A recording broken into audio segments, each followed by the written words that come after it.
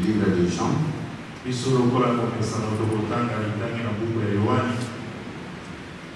Jean chapitre 21. Et nous allons exploiter le verset 15 au verset 18.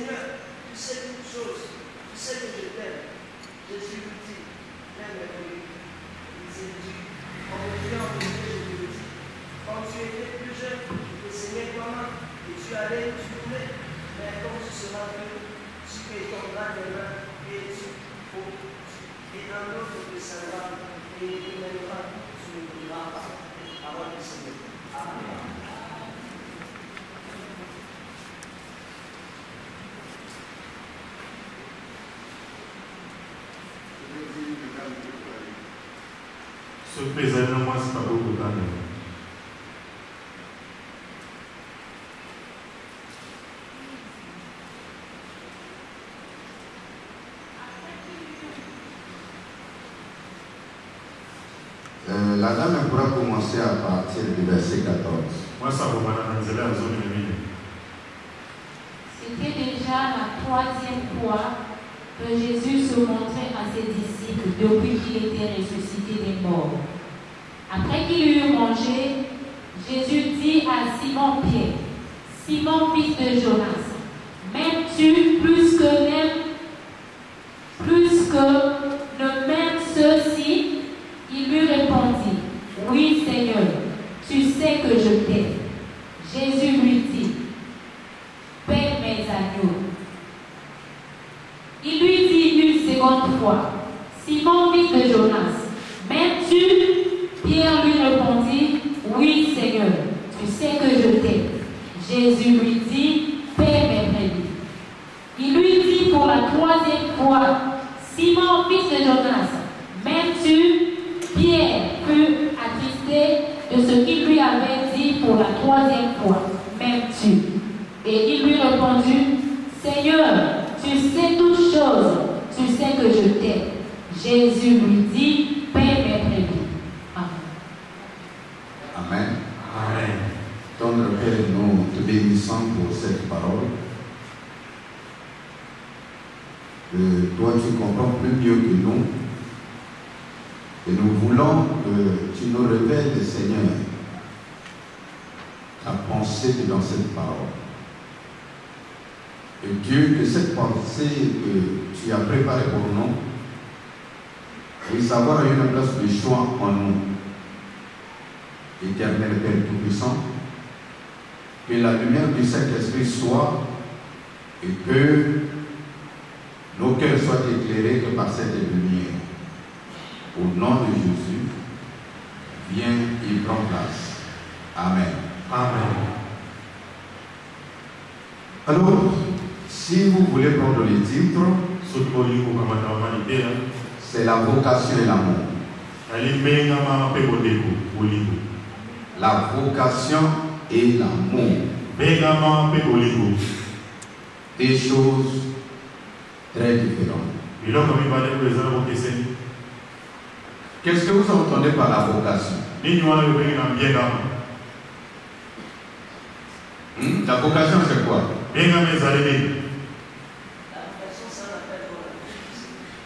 L'appel qu'on a reçu du Seigneur.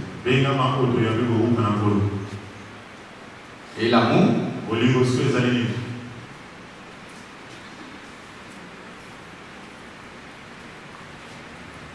La vocation et l'appel C'est l'échange entre l'homme et Dieu.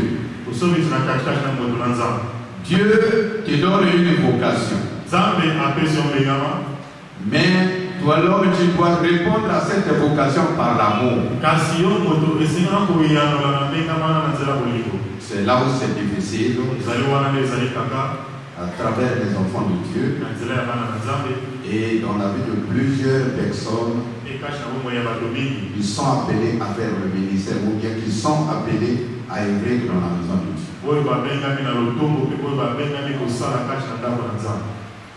Alors, le dialogue qui se passe ici, c'est entre qui et qui? Jésus avec Pierre. Et Pierre était qui?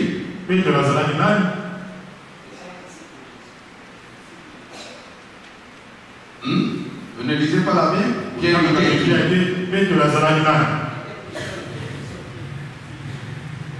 C'était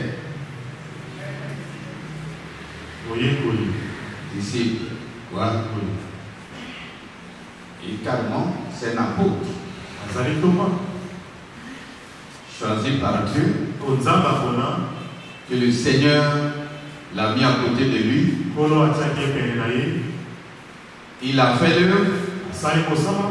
Et quand dans Matthieu 10, Jésus envoyait que la mission, Pierre aussi était parti. Il était considéré comme le sage. Selon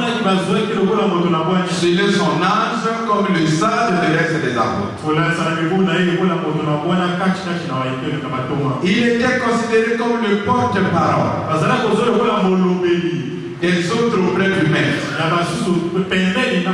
Parce que s'il y avait des choses qu'il constatait, il envoyait Pierre d'aller parler au Seigneur.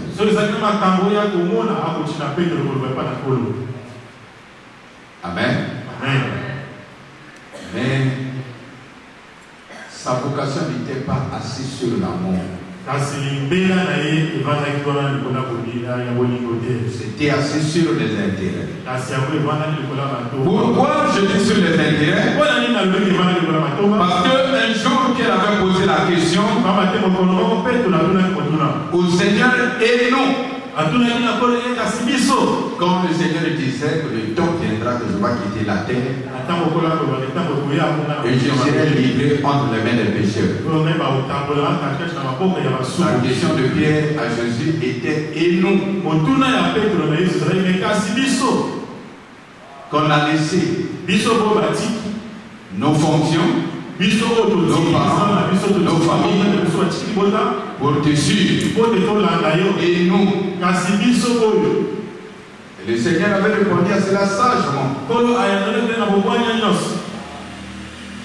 Pourquoi était question? Parce que malgré qu'il avait la vocation, mais il n'avait pas répondu à la vocation par l'amour.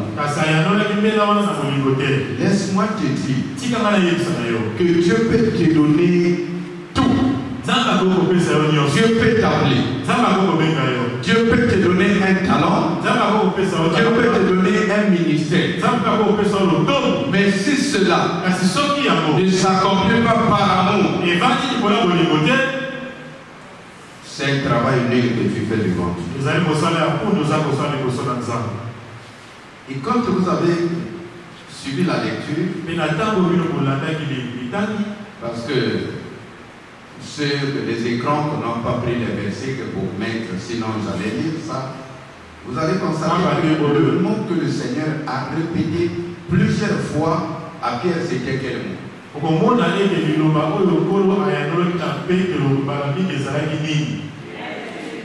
M'aimes-tu?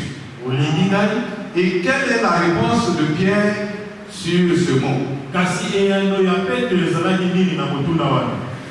Quand vous regardez le dialogue, c'est comme si Pierre est en train de traiter le Seigneur du menteur.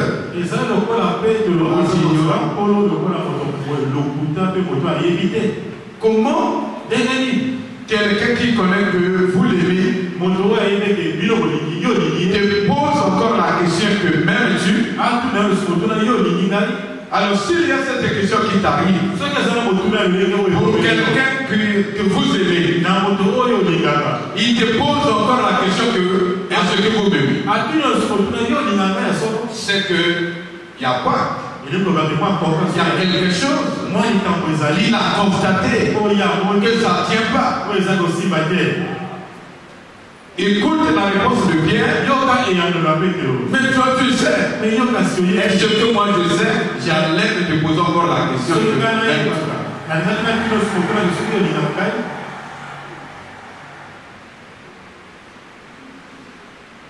Parce que le Seigneur avait constaté que Pierre, de sa vocation, n'était pas assis sur l'amour.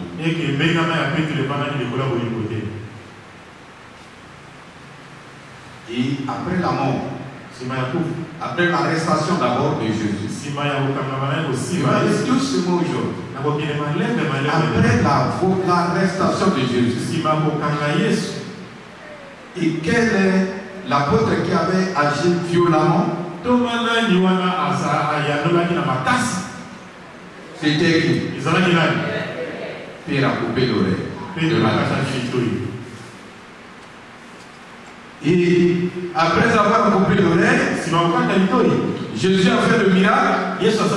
On a amené Jésus devant les autorités ecclésiastiques.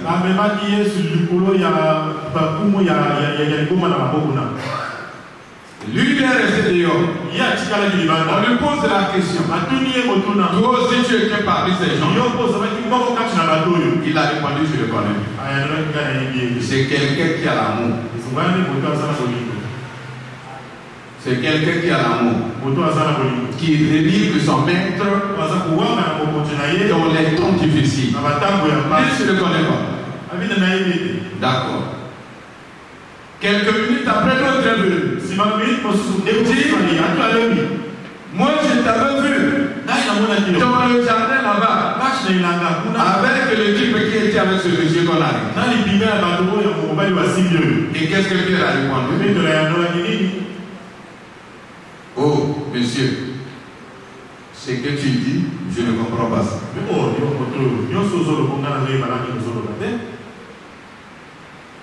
Ça n'a même pas de sens. Pour dire que tu ne m'as pas vu là-bas. Et à la fin, quand il était en train de dialoguer, il y avait une petite fille là à côté. Ta façon de parler accuse que tu étais avec le musulman parce que tu parles comme eux. Jeune fille, je ne le connais pas. 3 fois, il a refusé. Et il ne savait pas que tout ça, le Seigneur connaissait. Lui, il ne voit pas seulement les faces, il connaît les cœurs des gens. Il avait prophétisé sur ça. Avant que le corps que chante 2 fois, tu m'as déjà régné 3 fois.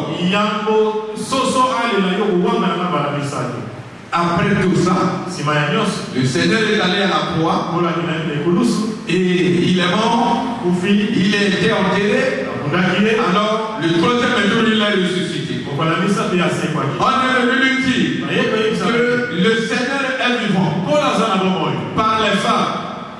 C'est bien la première personne à douter. Mais moi, je ne crois pas. Moi, il faut que moi-même je croie. Il est allé au cimetière. Et laisse-moi te dire qu'il n'a pas vu le Seigneur. Parce qu'on ne cherche pas Dieu dans le doute et l'incrédulité. Quand vous cherchez Dieu dans le doute et l'incrédulité, vous ne le verrez jamais. Vous ne le verrez jamais. Il est allé. Il est rentré. Il a vu la tombe, mais il n'a pas vu le Seigneur. Il a vu les habits, mais il n'a pas vu le Seigneur.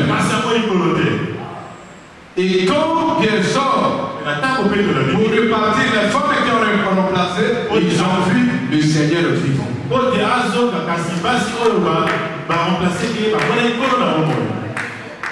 Ils ont fait.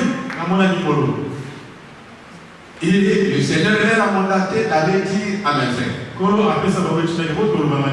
Malgré l'information des femmes, malgré le témoignage de la résurrection, Pierre ne croyait pas. Pierre ne croyait pas. Et à la fin, il a appelé les autres que allons-y à la pêche. Retournons à notre métier. Cette aventure qu'on avait embrassée a échoué. Retournons à la pêche. Et ils sont repartis. Mais ce qu'avant tu pêchais ensemble, et tous ce n'étaient pas des pécheurs. Mais cette fois-ci, Pierre dans son mal embarque tout le monde à la pêche.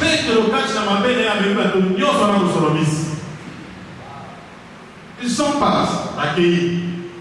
C'est là où le Seigneur leur apparaît. Et comme s'il est apparu, Pierre le voyait, mais il n'a pas compris que celui-là c'est le Seigneur. Les témoignages de la Bible nous disent que même le jour-là, il péchait nu. Nu. Quel pécheur? Il pêche nu. Et quand le Seigneur est venu, au bord de l'eau en train de le voir, lui connaissait pas que c'est un monsieur qui est dans le bois en train de le voir. Et ce qui était révélé, vous savez que l'incrédulité ferme les yeux. Tu ne peux pas contempler la gloire de Dieu comme tu es dans l'incrédulité. Et ça ferme aussi les oreilles. Celui qui est incrédule ne comprend rien. Comme l'apôtre Paul avait dit, dans 1 Corinthiens 2:14, il disait, l'homme animal ne conçoit jamais et ne comprend jamais les choses de l'esprit. Regarde comment la personne que vous avez vécue ensemble pendant 3 ans et demi, il apparaît devant toi, tu ne comprends pas. L'autre qui était avec lui dans la pirogue a jeté les regards, lui a signalé Pierre, toi qui es nu. Même s'il était nu physiquement, et spirituellement, ça montrait aussi sa pauvreté spirituelle. Parce qu'Apocalypse dit, le manque de la parole que l'on a vu de l'homme lui rend nu devant Dieu.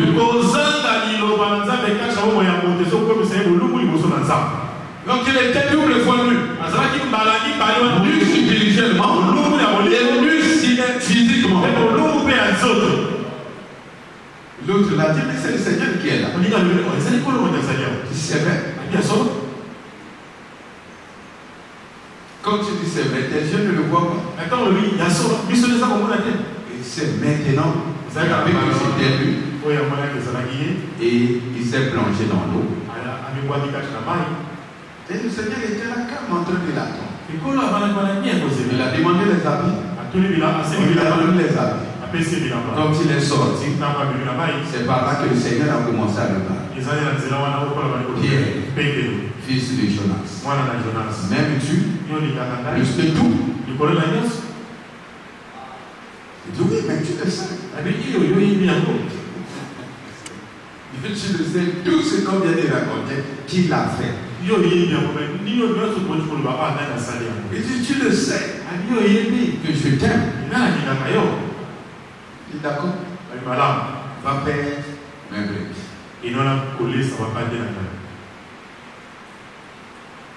Il a répondu par oui ou non. La Bible nous dit bien là-dessus. Il lui pose encore la question. Pour la deuxième fois. Et pour la troisième fois. c'est par là que son cœur était touché. Le Seigneur a compris ma nudité spirituelle. Et il était touché. Pourquoi? Il a dit même tu. Parce que tout ce que Dieu donne avec toi, tu dois le faire avec amour. Dieu ne note pas, ou le Seigneur ne note pas les à peu près dans son travail. Ou tu le sais, ou tu ne le sais pas. Ou tu le fais avec amour, ou tu ne le fais pas. Chaque grâce que Dieu vous donne, il faut faire ça avec amour. Chaque ministère que Dieu vous accorde, il faut accomplir ça avec amour. Là, vous allez voir la bénédiction, la gloire manifester que dans la grâce qu'il t'a donnée. Mais si tu fais, parce qu'il faut le faire. Si tu le fais, pas de tout ton cœur. Si tu le fais sans amour, tu vas faire un travail nul. Et c'est ça que nous constatons la plupart, surtout dans nos pays africains, et surtout ici au Congo. Il y a des gens qui prient beaucoup, mais qui ne voient pas l'accomplissement que les Écritures dans leur vie. Ils fréquentent les églises, ils dirigent les groupes, ils ont des fonctions à l'église. D'autres sont appelés diacres, d'autres sont appelés anciens, d'autres sont appelés pasteurs, d'autres sont appelés apôtres, d'autres dirigent les autres. Mais quand vous regardez sa vie, n'est pas comme les Écritures déclarent. On se pose des questions. C'est quoi? Est-ce qu'il prie ou il ne prie pas? C'est quoi? Est-ce que c'est un enfant de Dieu ou c'est pas un enfant de Dieu? La réponse est claire. C'est un enfant de Dieu. Il faut poser la question. Est-ce que la mission que Dieu l'a confiée, la tâche que Dieu l'a donnée, et les talents que Dieu l'a donnés, la grâce que Dieu l'a donnée, est-ce qu'il a accompli ça de tout son cœur? Est-ce qu'il a accompli ça de tout son cœur? Écoutez ce que Jérémie avait dit. Dans le livre de Jérémie, 48, le verset 10, il dit: maudit soit celui qui fait avec négligence l'œuvre de l'État.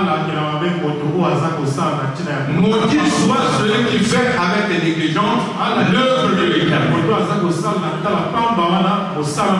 Et quand on lui avait posé la question sur le premier commandement qui est au-delà des autres,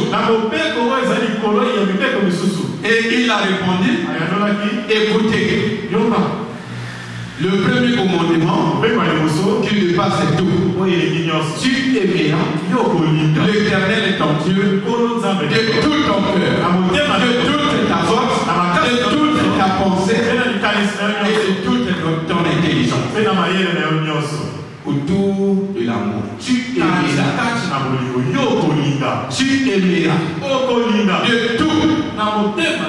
de tout. Mes chers frères, maman, papa, ne fais pas la paix près dans l'œuvre. Ne joue pas avec la grâce que Dieu t'a donnée. Ne joue pas avec ça. Ne dévalue pas ta grâce. Ce que Dieu t'a donné, fais cela de tout ton cœur. Même si les autres ne veulent pas faire. Mais toi, qui as ce fardeau dans ton cœur, fais ça de tout ton cœur. Ils étaient 12. Mais pourquoi? Ceux qui commencent à réunir le Seigneur, c'est seulement Pierre. Et celui qui commence à mener les autres à la paix, c'est Pierre. Et celui qu'on interpelle, c'est Pierre. Parce que il n'a pas accompli sa mission avec amour. La plupart d'entre nous, on sert Dieu parce qu'on n'a pas de travail. On sert Dieu parce que ça cache chez nous. On sert Dieu parce que les esprits mauvais nous poursuivent. On sert Dieu parce qu'on n'a rien à faire. On sert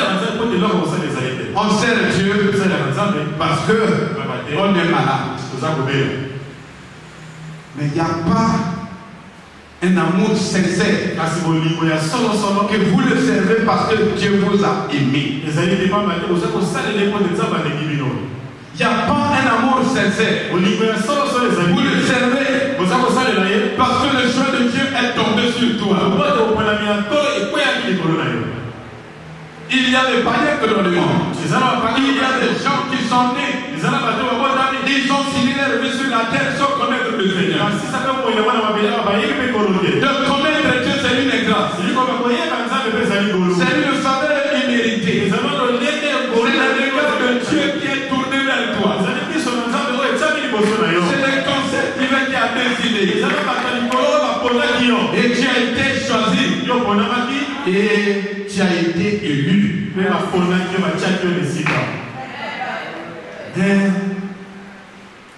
pour le servir, que tu ne fais pas de tout ton cœur. Tu viens si tu veux. Et tu fais si tu es libre. Un jour, j'avais écouté un bien-aimé qui avait dit que la retraite arrive pour que je sers mon Dieu.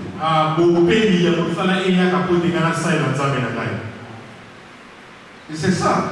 Ce qui se passe maintenant au Congo. Après le travail, si tu finis, tu deviens serviteur de Dieu.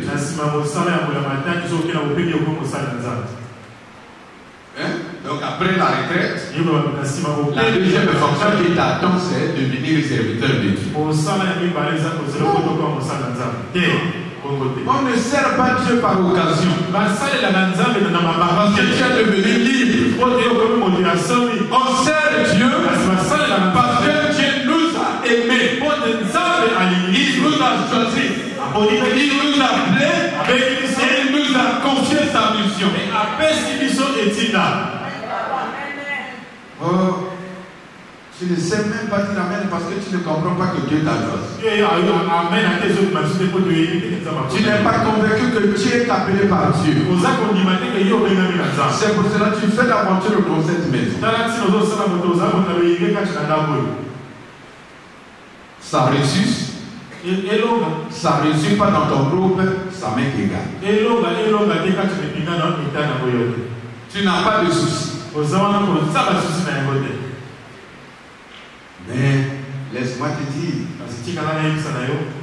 tu rendras compte un jour. Tu rendras compte un jour de ce que Dieu t'a donné. Un jour, je vous avais parlé des talents ici. Et tout ce que vous faites sans amour, vous êtes en train d'enterrer ce que Dieu vous a donné. Lisez-moi 1 Corinthiens, chapitre 13. Écoutez ce verset. 1 Corinthiens, chapitre 13.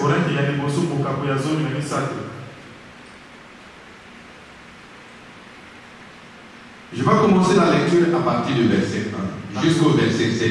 Et suivez très bien la lecture. Quand je parlerai les langues des hommes et des anges, ce que je n'ai pas la charité, je suis qu'un évêque qui résonne et une cymbale qui retentit. Et quand j'aurai le don de prophétie, la science de tous les mystères, et que toute la connaissance,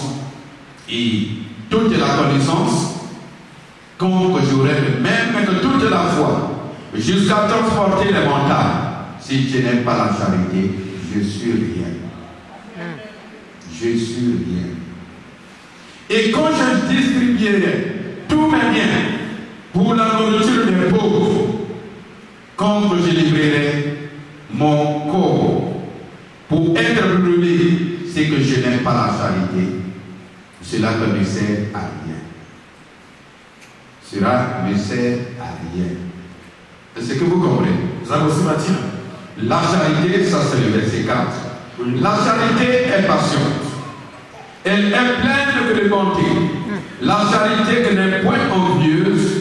La charité que ne se vante point. Elle ne s'enfle point d'orgueil.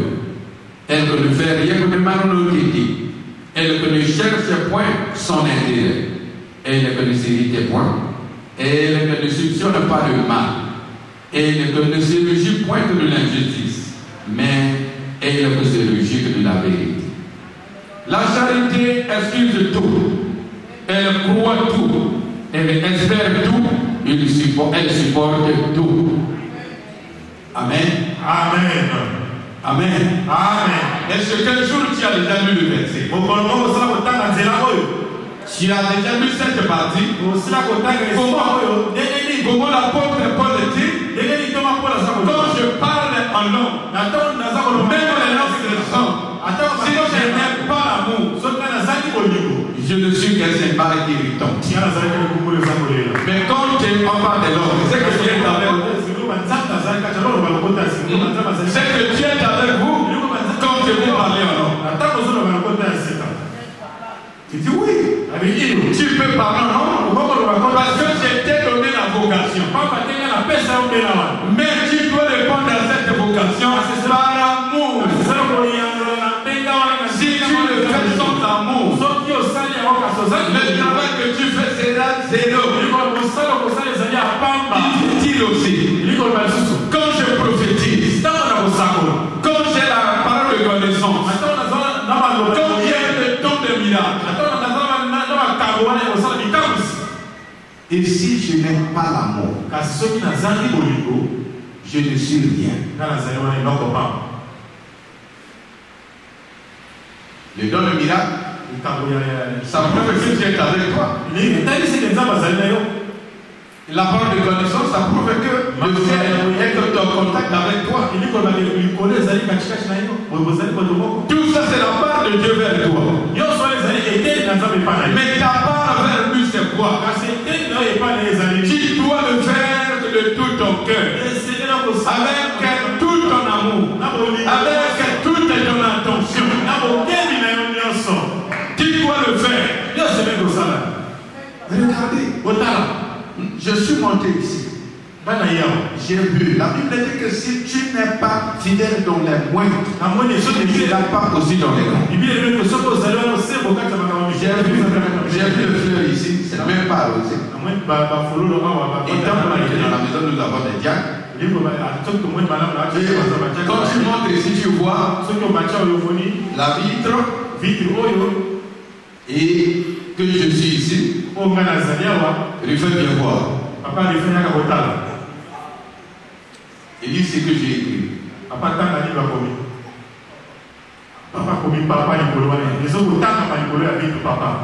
Et quand sur la vitre on arrive à écrire un nom que quelqu'un qui vient sans lunettes béni, c'est que la vitre est ça. C'est que la vitre est ça.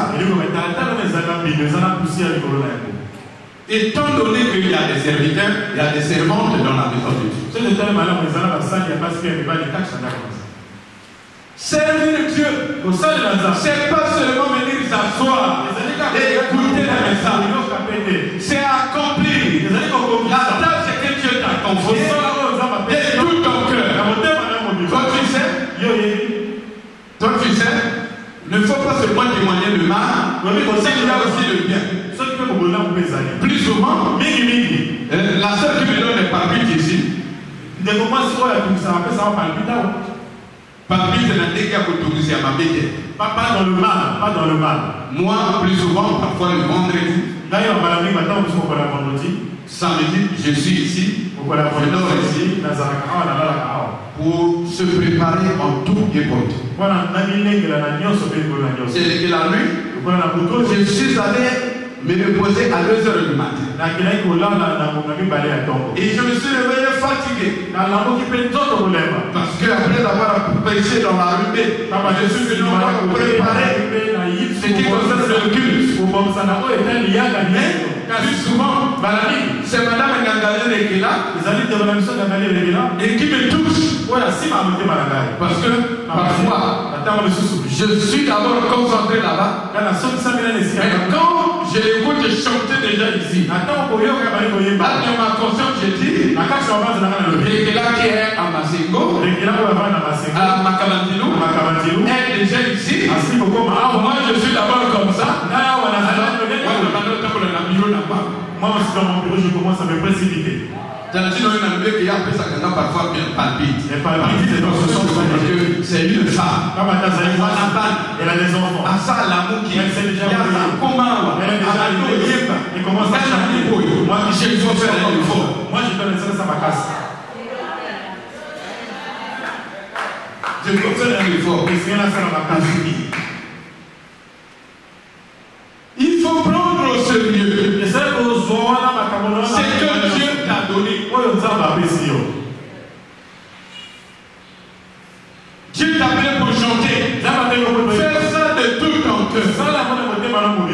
Dieu t'a appelé pour chanter dans une chorale.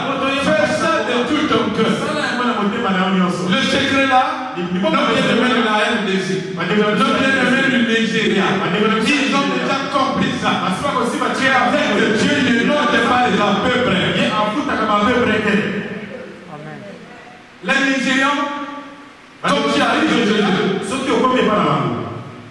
il commence l'œuvre avec sa femme et ses enfants. Il trouve une parcelle. Il clôture par les tours. Il trouve son petit instrument. Avec sa clé USB, il met les chansons. Quand tu passes, tu écoutes qu'il y a un grand culte là. Si tu guettes sur un trou, pour voir lequel qui chante, tu le trouves assis avec sa femme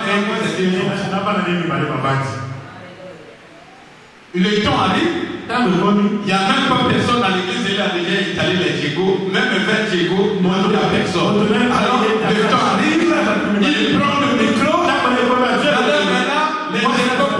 il commence à chanter. Et quand il transpire, quand je suis allé nouvellement, je disais que les gens sont vraiment des fous. Mais comment quelqu'un peut prêcher dans une salle là où il n'y a personne? Il est allé 20 Djégos, il commence à prêcher, Tu lui poses la question, mais tu prêches qui? Tu prêches par l'esprit.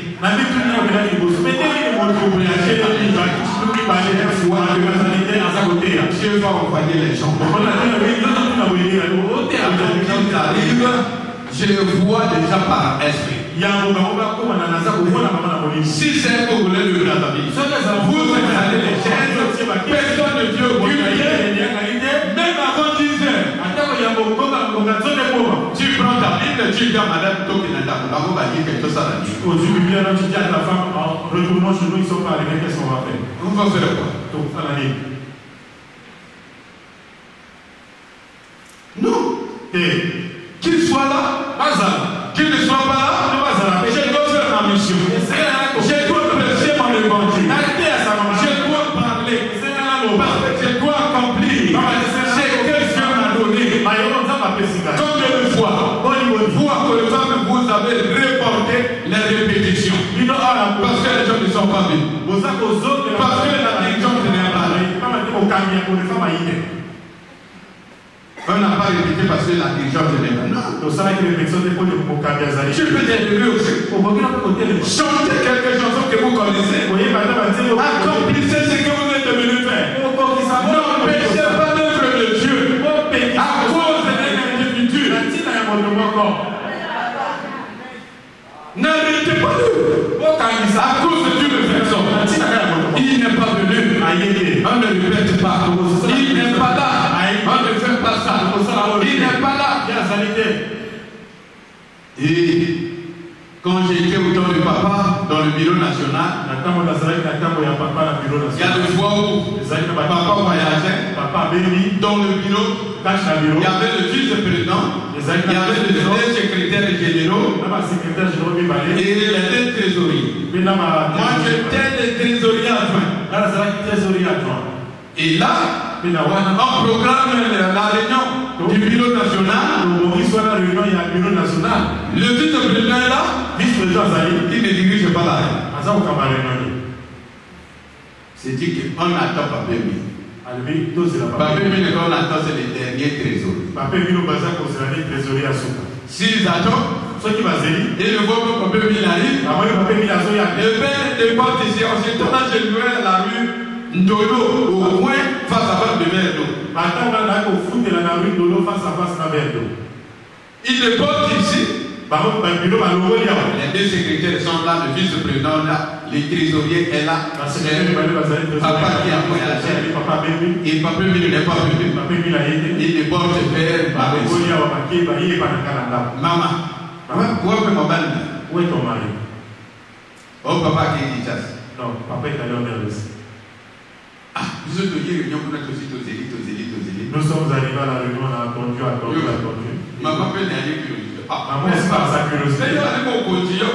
Il dit, mais papa, tu es le vice-président, tu commences. Tu commences à attendre le trésorier. Il dit, mais comme lui n'est pas là, on ne peut pas tenir la réunion. Avec négligence. Aujourd'hui, tous ceux qui l'ont servi avec négligence, ils n'ont pas fini leur vie avec le Seigneur.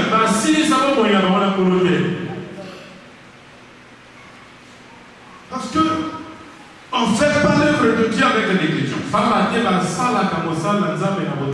Et moi, je travaille avec papa. Il y a des fois où il y avait le travail. On prépare un conseil. Personne ne vient, le secrétaire ne prépare rien. Je dis à papa, les conseils arrivent. Il faut préparer les rapports. Il faut préparer les projets, les programmes d'activité, le budget. Papa me dit, moi je ne suis pas secrétaire. Je ne suis ni trésorier. S'ils ne le font pas, je dis, ils ne le font pas.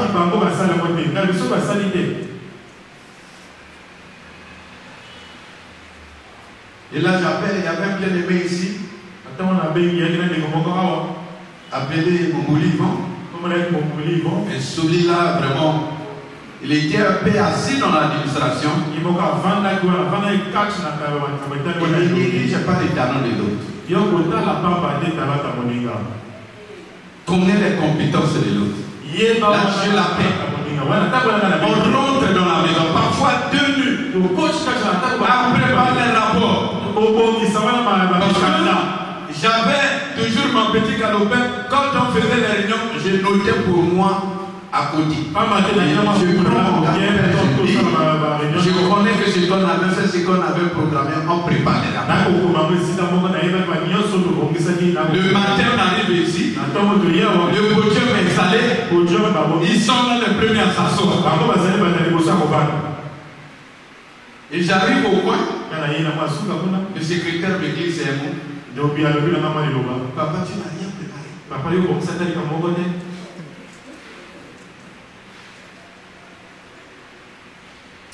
Un secrétaire qui demande à un trésorier n'a rien préparé le rapport d'activité. Écoute, papa. Laissez-le. Si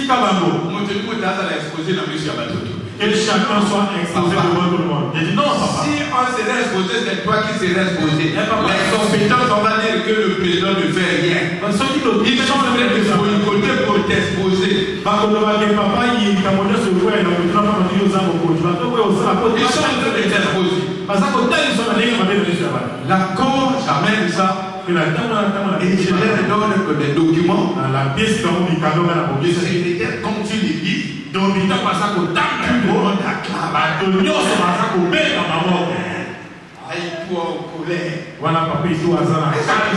il disait que son enfant derrière, ce qu'ils acclament, c'est lui qui a fait ça.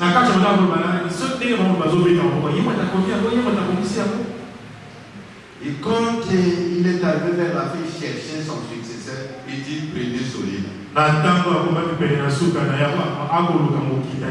que vous ne savez pas, lors de l'assemblée, tout le monde a voulu non.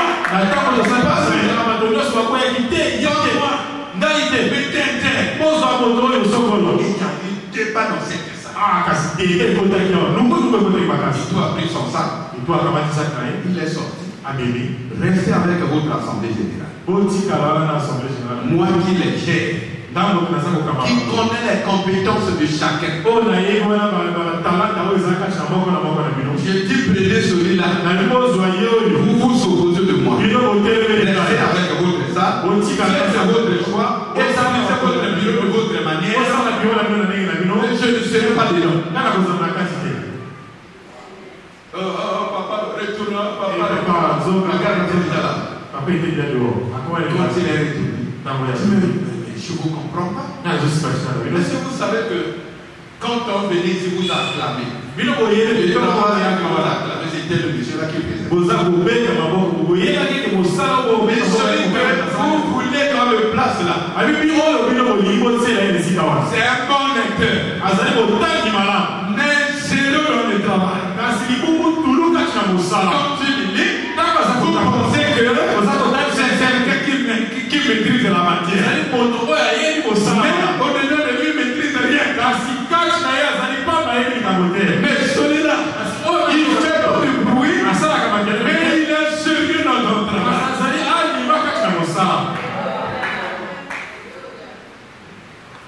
Et c'est comme ça.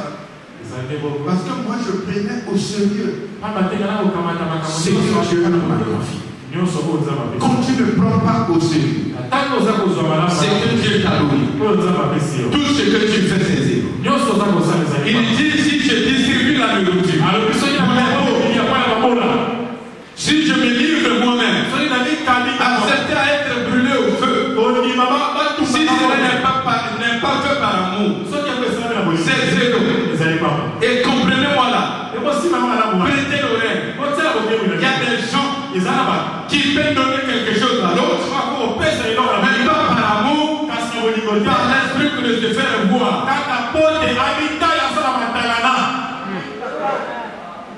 Ça, Dieu le connaît. Et là, il n'y a pas de récompense. Mais il y a ceux qui font parce qu'il est touché. Il est touché. Il ne veut pas que le travail de Dieu soit détruit. Et il le fait par amour. Il le fait par amour. Et c'est là où il y a la bénédiction. C'est là où Dieu bénit. C'est là où Dieu sécurise. Le Dieu de mon cœur. Que tout ce que tu fais dans cette état, que tu ne fais pas par l'apparence, mais que tu le fais par l'amour. Et je quand on construisait ce temple, j'avais fait une mission à Pointe-Noire. Et il y avait culte d'ensemble. Je n'ai pas pensé que j'arriverais. Les pasteurs sont venus au culte. Culte d'ensemble ici. Il y avait des nappes en haut. Et il y avait une petite pluie, les nappes avaient gardé l'eau. Il fallait appeler les pasteurs d'arranger ça. Qui avait accepté? Les pauvres qui criaient là, personne ne venait. Ils ne savaient pas que à Pointe-Noire, j'avais pris le vol, le premier vol de 6 heures. Je suis arrivé ici sans dire à personne. Directement, je suis passé m'asseoir à la deuxième parcelle. Suivre l'école du dimanche. Et tout le monde était dehors. Le temps de culte passait parce que la salle n'était pas arrangée. Un culier est venu à la deuxième parcelle. Quand il est rentré, il avait des bidous en courant. Il est venu annoncer aux autres. Papa est là-bas. les pasteurs qui avaient refusé. Tout le monde.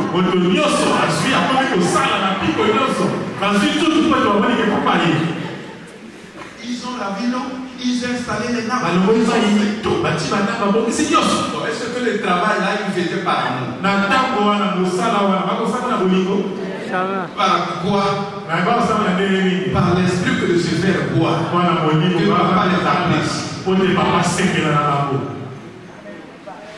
Et le bien qui les appelait. Oh, mais vous êtes des hypocrites. Ça